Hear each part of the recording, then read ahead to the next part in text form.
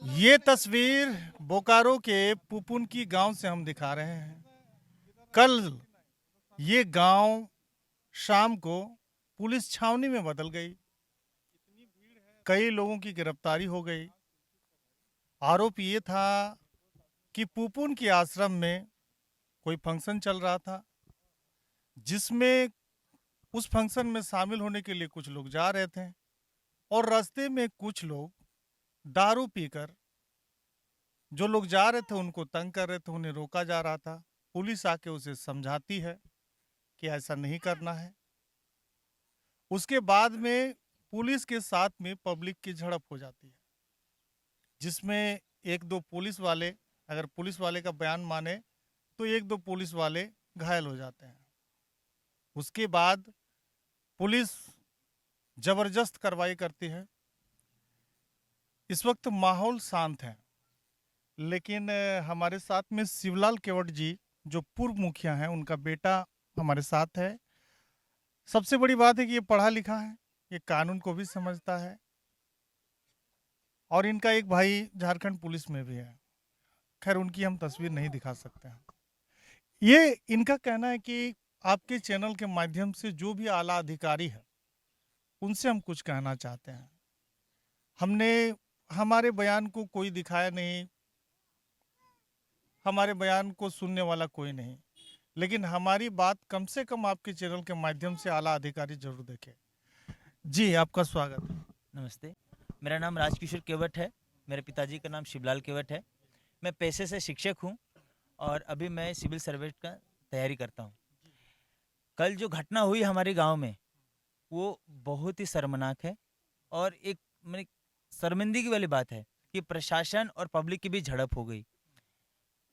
प्रशासन की क्या मानसा है, पब्लिक की क्या मानसा है, मुझे नहीं मालूम, है ना, कि झड़प के समय वहाँ पर कौन क्या मूड में था, कैसा मूड में था। लेकिन मुझे सुनने में आया है कि जो प्रशासन है वो आश्रम में जो मेला लग रही है उसी को जायजा लेने के लिए जा रहे थे। बीच जो साइड में कुछ शराबी वहाँ पर ताड़ी पी रहे थे, उसके बीच नोक-झोंक होती है। उसके बाद उन लोग के पास हाथ से में हाथ मुक्का धक्का-मुक्का करती है, पथराव होती है, जिससे प्रशासन को चोट आती है, पब्लिक को भी चोट आती है। एक छोटे से बच्चा है, सबसे पहले मैं ये सुनने में आ रहा है कि प्रशासन ने एक 10 से 12 साल के बच्चे को मार करके माथा फाड़ दिया है और उसको 6 टाँका लगा हुआ है ना? तो उस घटना के बाद प्रशासन ने एसडीपीओ महोदय ने धारा 144 लगा दिया। धारा 144 लगाने के बाद ऐसा लगा कि पुपन की एक पुलिस छावनी में तब्दील हो गई। वहाँ पर सारे पब्लिक को, जिसको देख रही है पब्लिक, उसको पीट रही है, पकड़ रही है, ले जा रही है। तो उसी दरमियान क्या हुआ कि 144 धारा लगने के बाद, इस 144 धारा का मतलब मुझे भी पता है और प्रशासन को भी पता है कि 144 धारा जब लग जाती है तो कोई भी 5-6 आदमी एक साथ नहीं कर सकते। अगर कोई पब्लिक घर में है तो घर में रहे। जो दंगा कर रहा है, जो दंगाई है, उसको पकड़ने का उन लोग प्रयास करते हैं। हम कहना चाहते हैं कि आपके पास वीडियो है, आप वीडियो बनाए हैं और उस वीडियो के माध्यम से आप देखिए कि कौन-कौन है और कौन-कौन आदमी यहाँ पर लिप्त है, कौन हुड़दंगी कर रहा है। आप किसी के घर में घुस करके, दरवाज़ा तोड़ करके आप कैसे जान लिए कि मेरे पिताजी जो हैं दोषी हैं? गाँव में तो और भी लोग हैं, है कि नहीं? गाँव में कितने लोग हैं, उसको कैसे पता बड़ा बाबूजी को और एसडीपीओ मैडम को कि मेरा बाबूजी गलत है? उन्होंने मारपीट किया, उन्हीं ने उसका हाथ तोड़ा है। उसको अगर सबूत है, मैं अभी भी एसडीपीओ मैडम को और पूरी प्रशासन को चुनौती देता हूँ कि अगर उसके पास सबूत है तो यहाँ पर लाइए, मैं उसको गुनहगार साबित आपका करूँ। ये साफ कहना है कि जो आपके पिता हैं, उसको पूर्व सरासर मुखिया फंसाया हैं, गया है। वो उस वक्त वहां पे नहीं नहीं थे थे। जिस वक्त वहां पे पुलिस के साथ में झड़प हुई। जी, मैं ये भी बताना चाहूँगी कि मेरे पिताजी भूतपूर्व मुखिया जी हैं और गाँव के सम्मानित व्यक्ति हैं।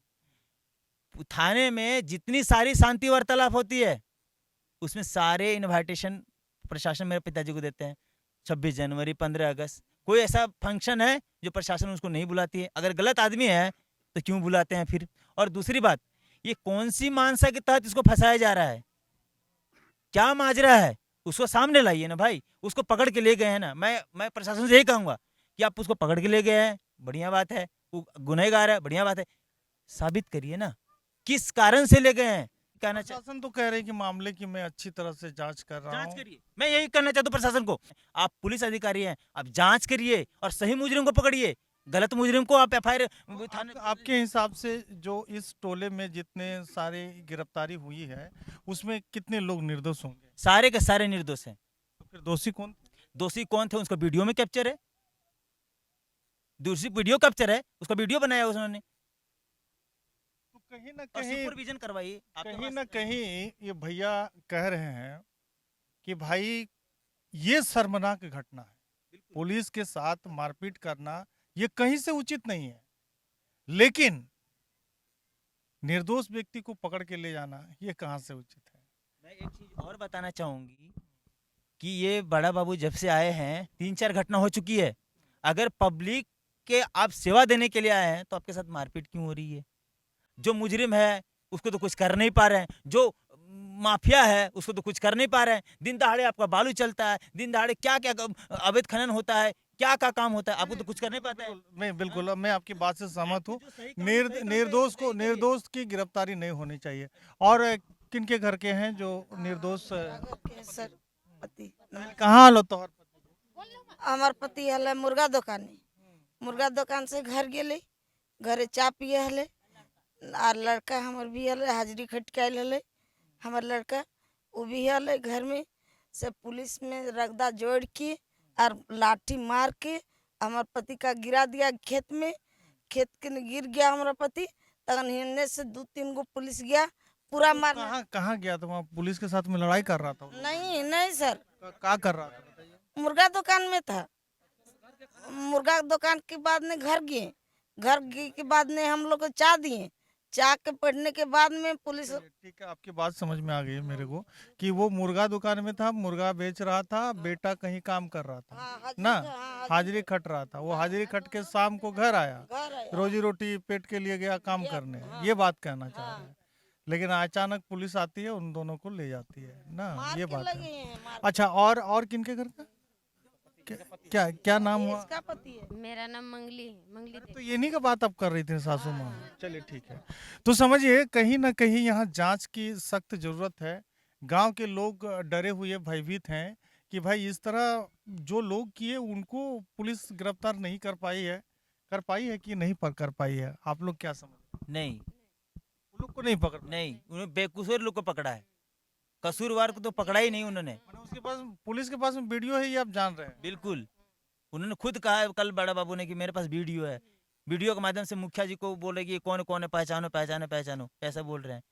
तब उस आधार पे पकड़ो। और मैं बता रहा हूँ, सिर्फ साफ कहना चाहता हूँ, मैं कल, आज आप प्रशासन का रौब दिखा रहे हैं, कल मैं भी प्रशासन में जाऊंगा और मैं भी ये रौब दिखाऊंगा तो उनको कैसा लगेगा। मैं ये बोल रहा हूँ कि जो सही है वो सही करिए, जो गलत है तो गलत करिए। किसी को आपसी मतभेद और पर्सनली नहीं लीजिए।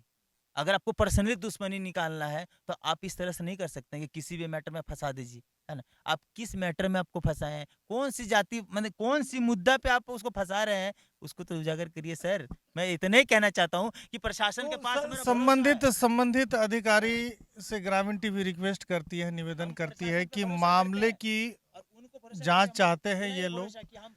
ये लोगों का प्रशासन के प्रति भरोसा है, उनका आदर भी है, उनका सम्मान भी करते हैं, लेकिन एक निर्दोष को, इनकी बात माने तो कई निर्दोष कहीं ना कहीं फंसते हुए नजर आ रहे हैं।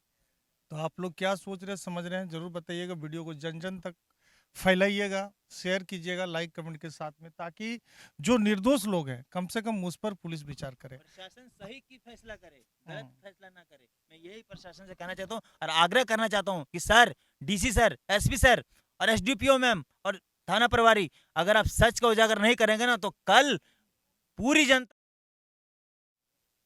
आपकी बात आ गई है, हमने कह दिया है कि भाई जो भी आला अधिकारी है वो कम से कम जांच करे और निर्दोष लोग जो फंसते हुए नजर आ रहे हैं वो कम से कम राहत। जायज करिए, जायज करिए, है ना। तो ये विशेष रिपोर्टिंग बोकारो की पुपुनकी बस्ती से।